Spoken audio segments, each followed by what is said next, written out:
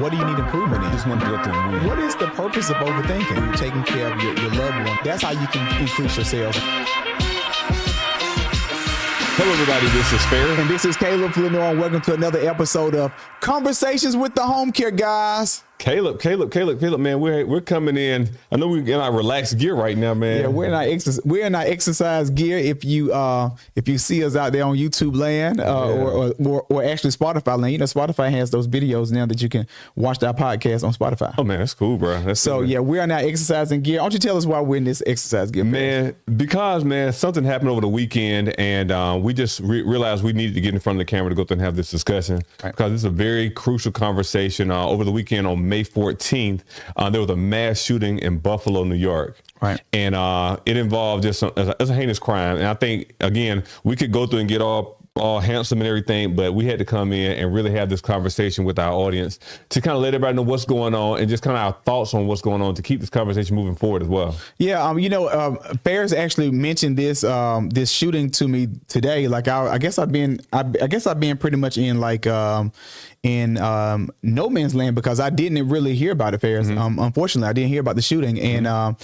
And he brought the news to me about that there were 10 deaths at a supermarket. And that is it's so devastating, Ferris, for the families that are going to be affected by this. Mm-hmm. I think that not only when it comes down to shootings or when it comes down to like a hate crime like this, that not only are the families involved, but the community. You know, some of these individuals that were the victims of this hate crime were community leaders, and some of them, were just advocates in the community. And so the community is lost right now. Is at a loss right now in Buffalo. And so y'all are in our prayers and our thoughts from the Homecare Guys. So you're definitely in our prayers and thoughts. And we want to just kind of have dialogue today about this whole event that took place in New York. Yeah, Caleb, because as we kind of back it up a little bit, so the shooter, the violent shooter who masterminded this, his name was Peyton Gendron, and 18 years old, Caleb. Wow. This is a young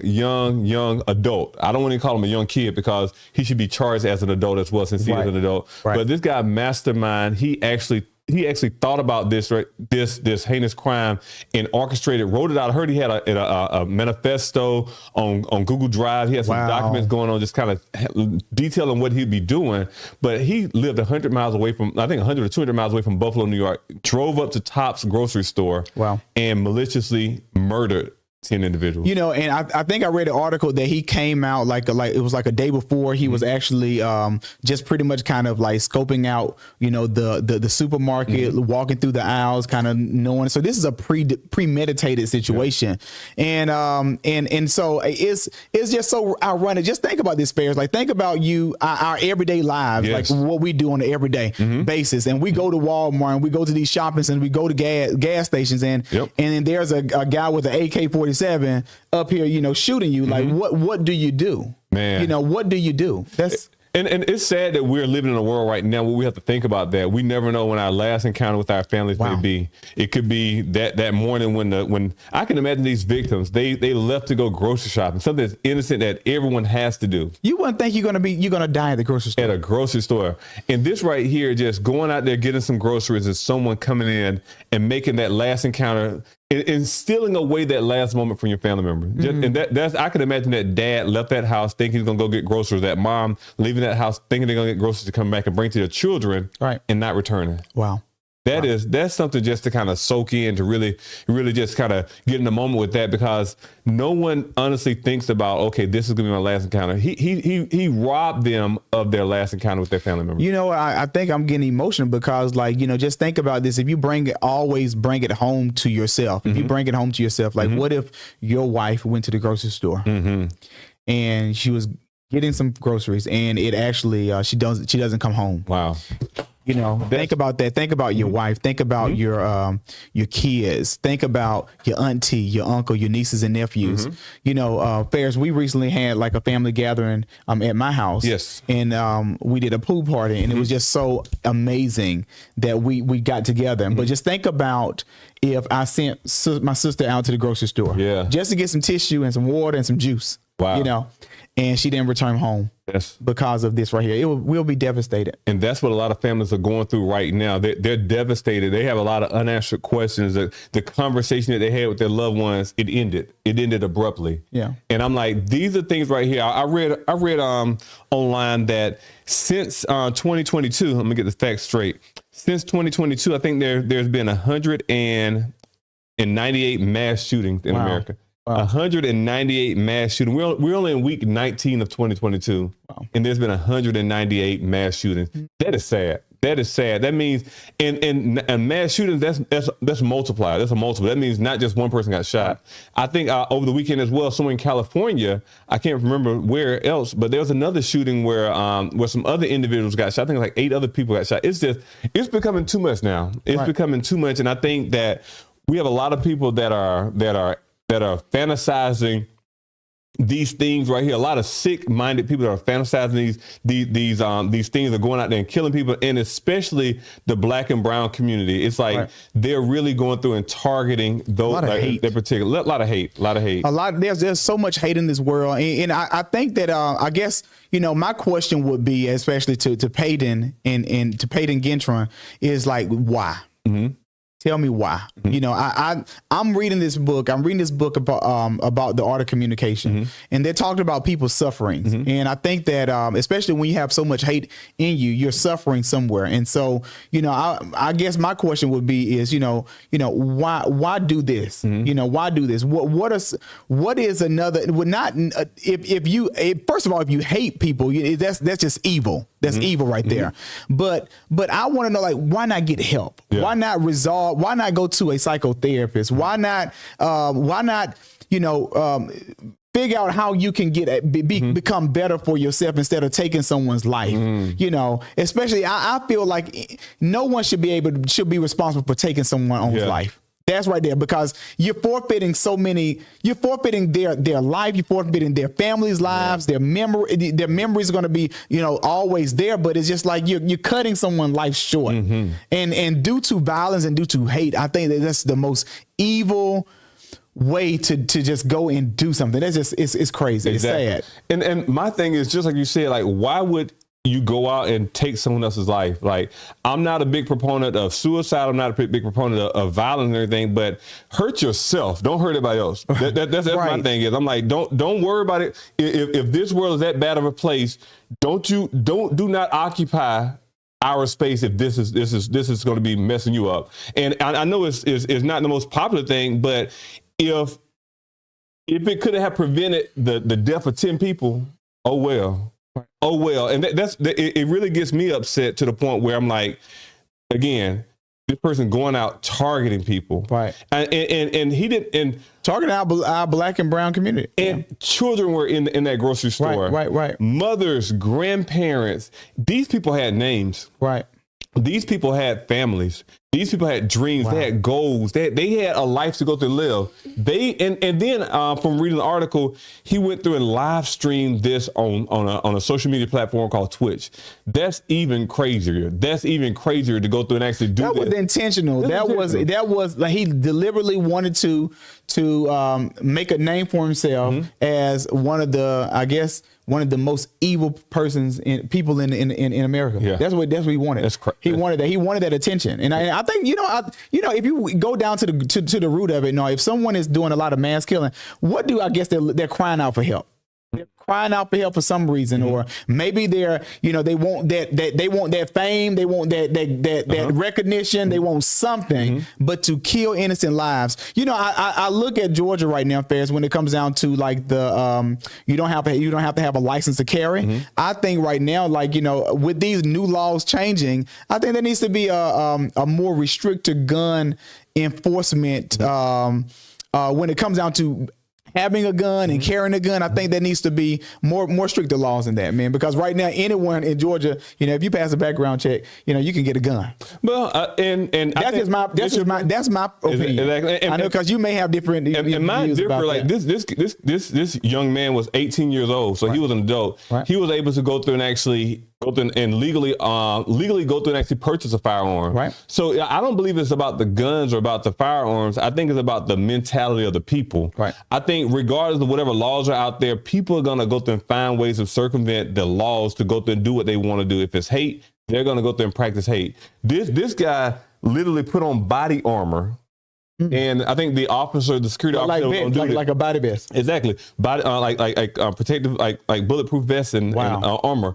But this guy literally put on body armor to go through. He knew he was going in with the intention of killing people. I think one of the security guards actually returned fire on him, and it didn't even pierce him because he had body armor on there. So when it comes to now my question is, what can we do to protect ourselves? Like, hey, does everyone need to arm up? And if so, okay, if everybody's armed up, like if a person has body armor on, like what is there to do? Well, let me go back to this. Do you think that not only is it a background check, it needs to have a psychological evaluation?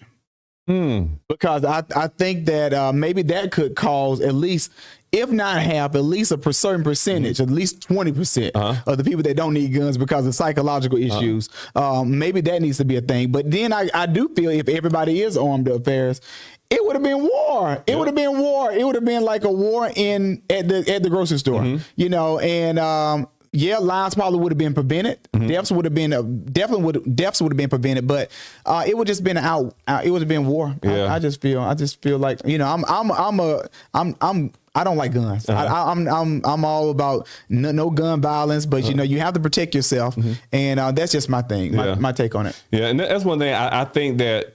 If there was a quick answer or a simple solution, I think we would have been there. I think this is a complex and complicated conversation, right. And I think that there are pros and cons on both sides of the aisle when it comes to the conversation about weapons and firearms. But I think it boils down to the point of, if you're in a community, if you have family, if you have a small circle, it's looking out for those cues on when people are going through things, right? Because if he had a community, whether it be his Twitch community, because he was probably playing some games or doing something, if he had someone that could go through and actually raise the red flag to go through and say, if you see something, say something. Right. I think this right here could have been prevented. And I'm not saying we have to go through getting everybody's business, but I promise you some red flags were there. Yeah. Well, I want to read. I saw an article that we were talking about, and believe it or not, I visited Buffalo, New York when I was in college. And I want to kind of read. I want to read pretty much. These are some of the names. These are just some facts, real quick.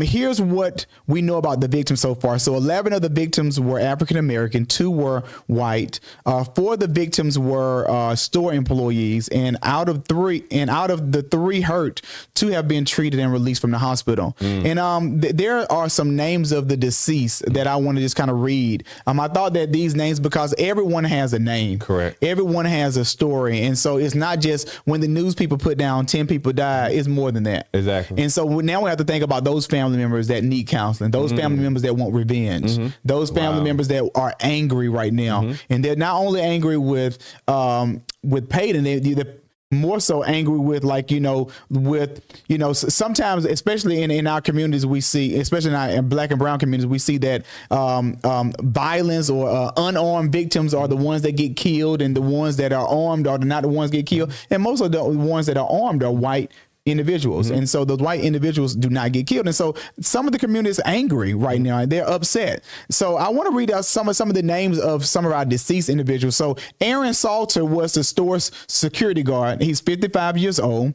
And he was identified as the security guard that shot back at Peyton. And Zach, I want you to pull up their picture on the screen so we can kind of. Oh, that'd be great. Ruth Whitfield, she was 86 years old, and Ruth Whitfield was a confirmed mother, and she was on her way from visiting her husband in the nursing home, and so she stopped at the store to get her something. There's a picture of Ruth right there. And so we want to just kind of pay respect to you guys, pay respect to the victims of the shooting in Buffalo.